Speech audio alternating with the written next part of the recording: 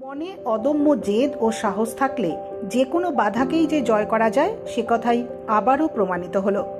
প্রমাণ করল ক্যান্সার আক্রান্ত শৈবাল মুর্মু। শরীরে এই দুরারোগ্য ব্যাধি থাকা সত্ত্বেও চিকিৎসা চলাকালীনই সে মাধ্যমিক পরীক্ষা দিয়েছে। তাতেই তার প্রাপ্ত নম্বর 494। বড় হয়ে ডাক্তার হওয়ার স্বপ্ন রয়েছে শৈবালের। ইতিমধ্যে 30টি কেমোথেরাপি ও রেডিয়েশন নিয়েছে সে। তারপরেও এবার মাধ্যমিকে 71% নম্বর পেয়েছে শৈবাল। শৈবাল ইসলামপুর হাই স্কুলের ছাত্র। গত মঙ্গলবার 30 নম্বর কেমো নিয়ে সে মুম্বইয়ের টাটা হাসপাতাল থেকে ইসলামপুর ফিরেছে। বুধবার স্কুলের প্রধান শিক্ষক মোহাম্মদ সালিমউদ্দিন আহমেদ স্কুলে ডেকে শৈবালকে সংবর্ধনা দিয়েছেন। ক্যান্সার আক্রান্ত হওয়ার পর গত 1 বছর ধরে শৈবাল মুম্বইতেই কাটিয়েছে। চিকিৎসা চলাকালীনই শৈবাল মাধ্যমিকের টেস্ট দিয়েছিল। তারপর আবার চিকিৎসা। শৈবালের বাবা গোপাল মুর্মু করণদিঘি ব্লকের পৌটি হাই স্কুলের জীবন বিজ্ঞানের শিক্ষক। কিন্তু নিজের জীবনের গণিত যে এভাবে আচমকা ওলটপালট হয়ে যাবে তা তিনি ভাবতেও পারেননি। গত বছর জুলাই মাসে ছেলের বাঁ পায়ের হাঁটুর নিচের হাড়ে ক্যান্সার ধরা পড়ে। চিকিৎসক বাইরে নিয়ে গিয়ে চিকিৎসা করানোর পরামর্শ দেন। তখনই সকলে বুঝে গিয়েছিলেন এই রোগের সঙ্গে কঠিন সংগ্রাম চালিয়ে যেতে হবে। তবে ভেঙে পড়েননি কেউ। নিয়মিত চিকিৎসা চালিয়ে গিয়েছেন মুম্বইতে নিয়ে গিয়ে। বাবা মা দুজনই ছেলের মনে সাহস জুগিয়েছেন।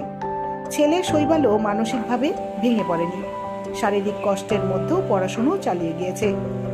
একটা বছরও নষ্ট করতে চায়নি শৈবাল। অবশেষে ছেলের ইচ্ছেকে সম্মান জানিয়েছে পরিবার। এত প্রতিবন্ধকতা থাকা সত্ত্বেও শেষে মাধ্যমিক পরীক্ষা দিয়েছে শৈবাল। তাতেই 71% নম্বর এসেছে তার ঝুলিতে।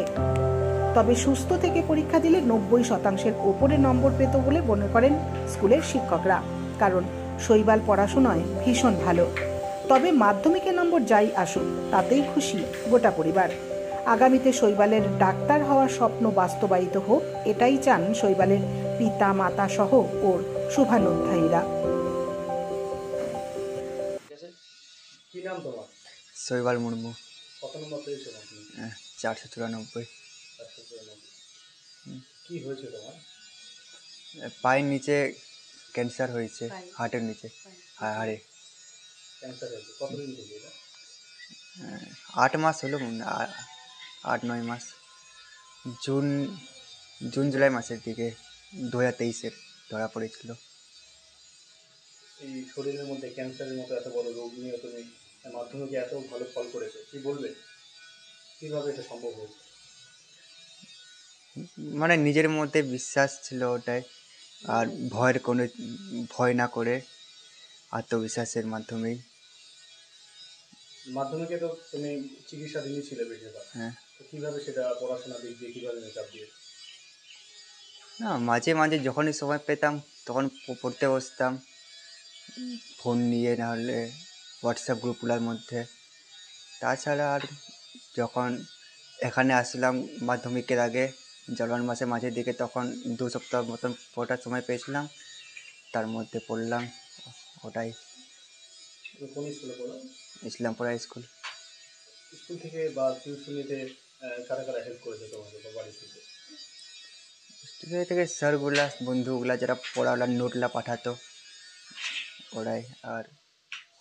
আর তো কিছু না। দেখা যায় যে সাধারণত ছোটোখাটো সমস্যা হলে ভেঙে পড়ে। তোমার তো এত বড় ক্যান্সারের মতো সমস্যা নিয়ে তুমি পরীক্ষায় এত ভালো রেজাল্ট করেছো, তো সকলের উদ্দেশ্যে কী বার্তা দেবে? সকলের উদ্দেশ্যে বার্তা, যেটা ভয় না করে শুধু নিজের মানে লক্ষ্যের দিকে এগিয়ে যেতে। তাহলেই সম্ভব। হ্যাঁ। কী হতে চাও তুমি বড় হয়ে? বড় হয়ে ডাক্তার হতে চাও। কী নাম তোমার? শৈবাল মুর্মু। কত পেয়েছো? 494। বলছি বৌদি, ক্যান্সারের মতো এত বড় ব্যাধি নিয়েও ছেলে এত ভালো রেজাল্ট করেছে, কি বলবেন?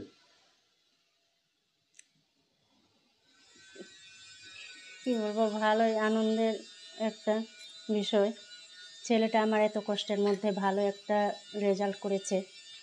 আমরা তো অনেক ছেলেকে নিয়ে অনেক গর্বিত আমরা। আপনারা ভাবতে পেরেছিলেন যে ছেলে এত বড় একটা সমস্যা নিয়ে এত ভালো রেজাল্ট করতে পারবে?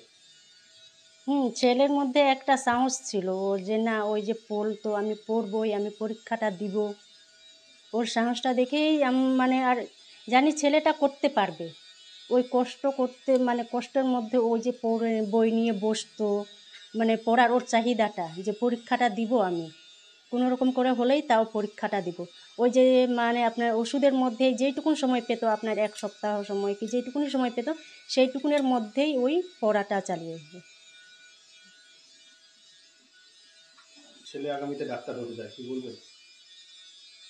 সেটা তো ওর স্বপ্নটা যেন পূরণ হয়, এটাই। আপনারা কবে চেষ্টা জানতে পেরেছিলেন যে ছেলের শরীরে এত বড় রোগ বাসা বেঁধেছে? আমরা জুন মাসে 2023 জুন মাসে জানতে পারি।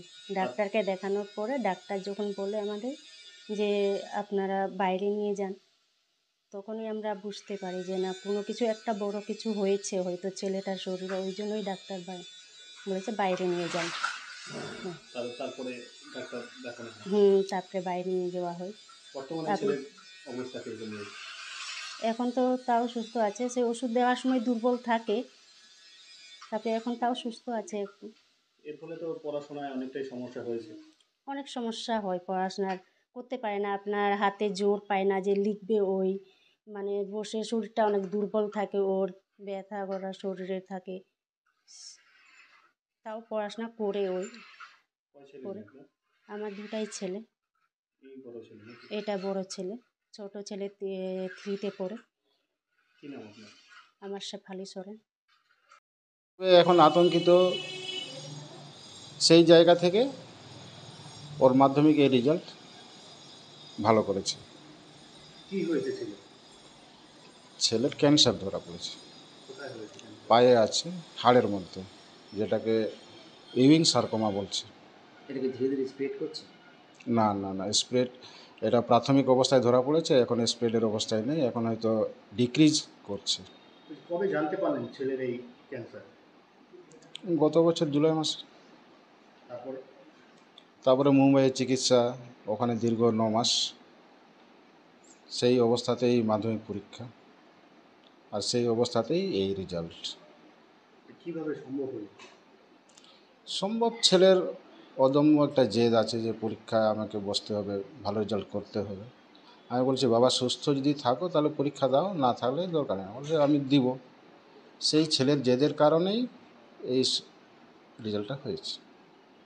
সাধারণত দেখা যায় যে মানুষের ছোটো মোটো একটা সমস্যা হলেই ভেঙে পড়ে, সেই জায়গায় এত বড় একটা ক্যান্সারের মতো রোগকে নিয়ে এত ভালো একটা নম্বর পাওয়া, তো সেই জায়গায় আপনি কি বলবেন সকলের উদ্দেশ্যে?